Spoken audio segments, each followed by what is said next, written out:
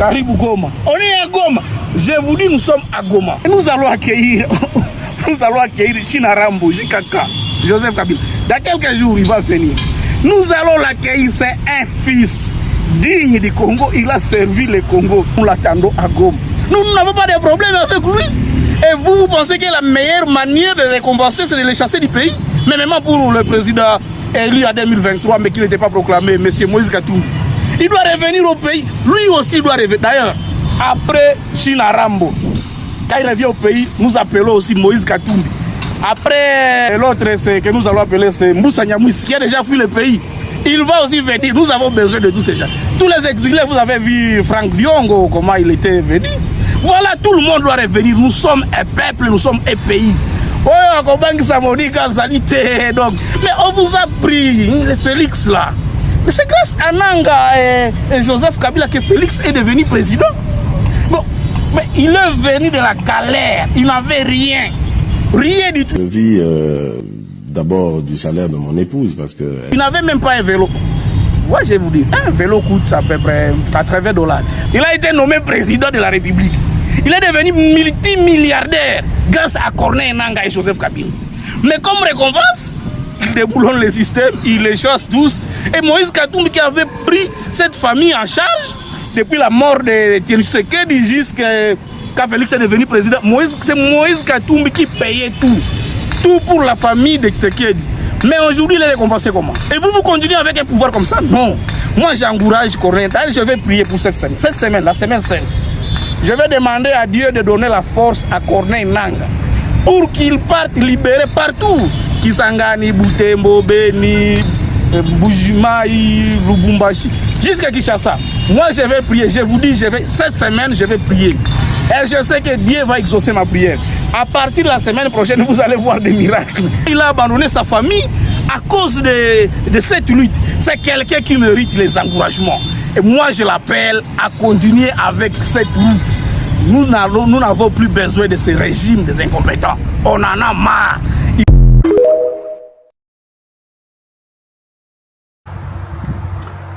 Émotion sur émotion, Komona Mokonzi Joseph Kabila Kabange de retour au pays. Rentrée triomphale de Joseph Kabila na Congo était à biso. Et un message mounene au biso ba congolais, il faut te retenir. Soki tokoti na ba message oyo ba peuple congolais bazako kuma toke sur TikTok, au moins 95% ndenge biso ba congolais tolobaka 95% ya population baza pour retour ya Joseph Kabila Kabange le raïs. Ce qui toque na Instagram et Facebook, même pourcentage oyo bomoni na statistique baza ko sala 95% soit 95% ya population en général baza pour retour à force ya Joseph Kabila le raïs.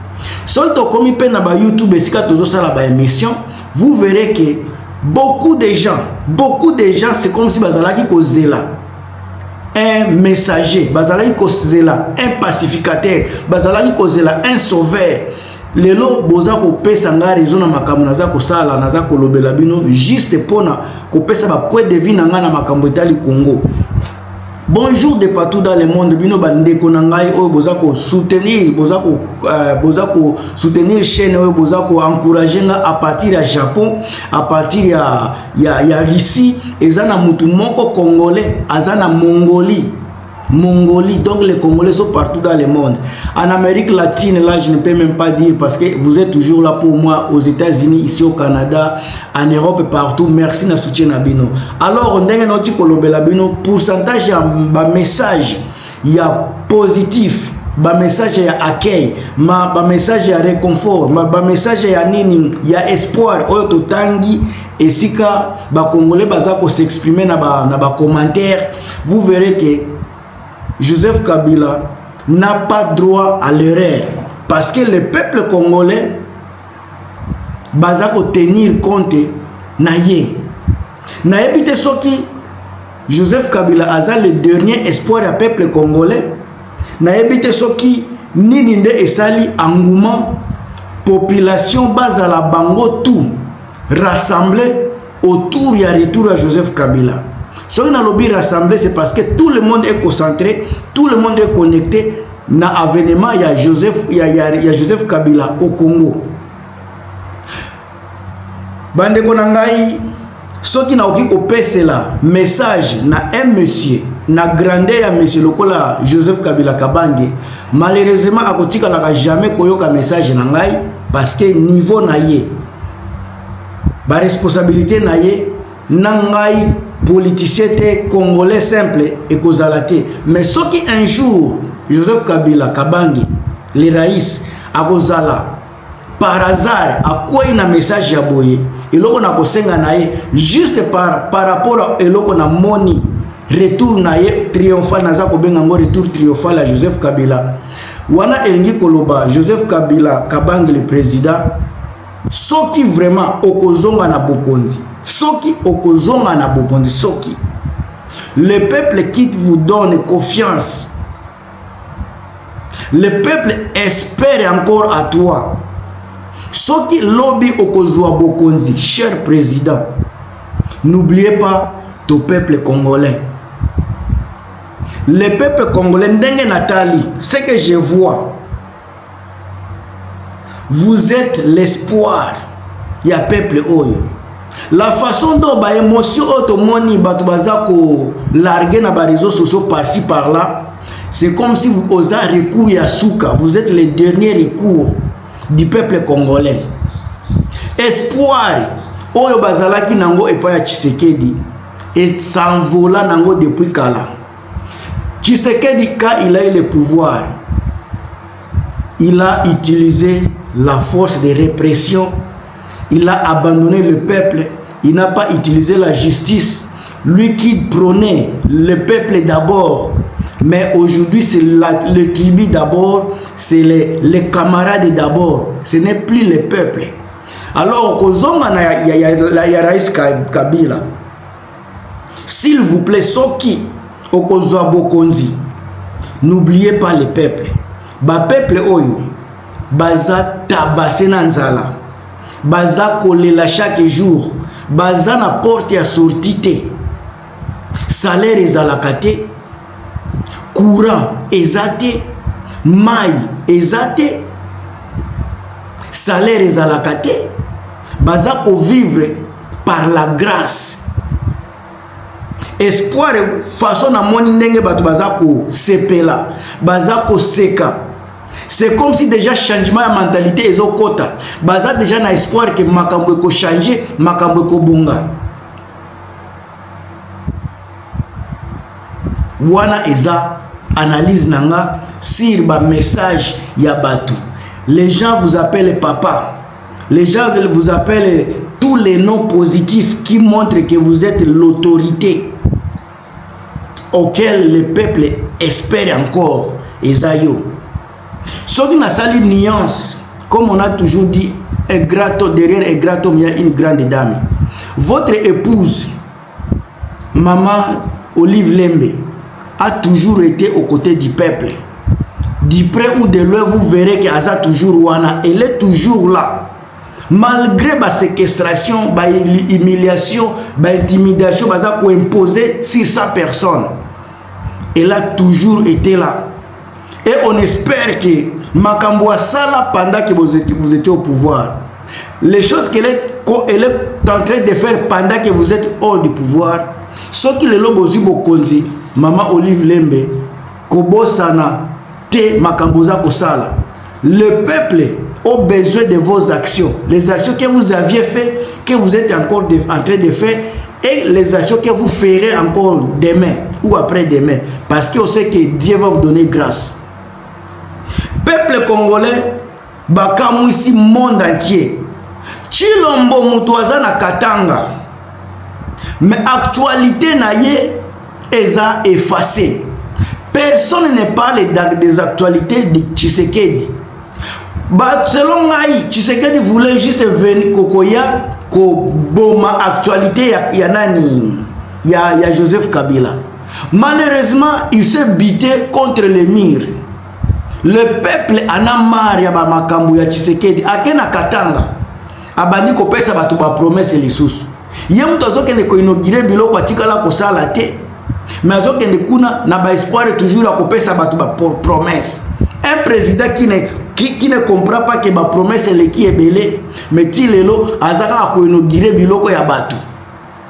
Na 6 ans ya mandat asali eloko te, mais azak na courage okende ko inaugurer biloko asala te. Atikala ko poster ata ko tiata pierre ya pamba atiete, mais yango azako tombo la mapeka azokende ko inaugurer eloko asala te. Mes chers amis, soki boke na TikTok place nyoso ba taliba baza ko sala ba émission, vous verrez na kati ba message batu bazande contre ba taliba bazan ko espérer changement à travers Joseph Kabila Kabangi. Boke na Facebook, les gens ont l'espoir encore il y a vie, les gens ont l'espoir à comment un changement ya Congo à travers arrivée à Joseph Kabila. Batu baza koloba, c'est normal mutu na mutu apesa point de vie na ye.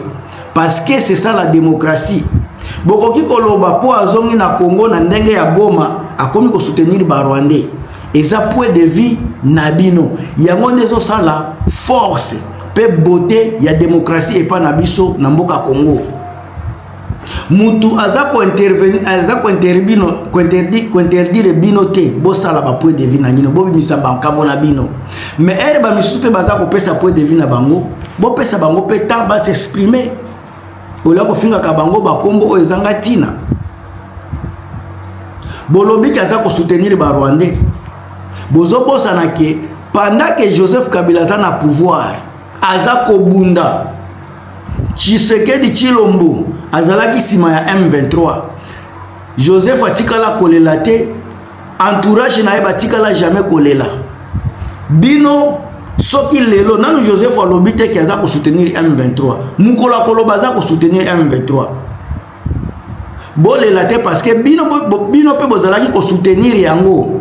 Tangu bozalaki l'opposition. Yepe akoma opposant. Soki a soutenir yango wana beauté ya démocratie.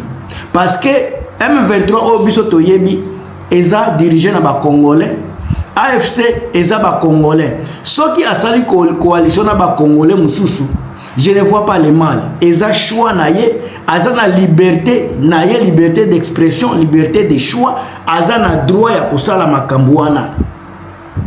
Oyo nyoso boko finga, oyo nyoso boko loba etali bino. Entre parenthèses pona chité. Makambo ya cohésion nationale boza ko bosana. Kombo wana na ba valeur ya mo wana. Vous oubliez les mots les plus faciles. Vous boza ko komisa ngo difficile, les mots unité nationale. Boza ko prôner unité, boza ko prôner cohésion nationale. Mais boza bato ya liboso ya ko kende ko créer des ordres. Avec des ordres ya boye. Vous pensez que Joseph Kabila akoya ko sambriena makambo na bino? Botala nanu grandeur ya Joseph Kabila, capacité intellectuelle à Joseph Kabila, entourage à Joseph Kabila.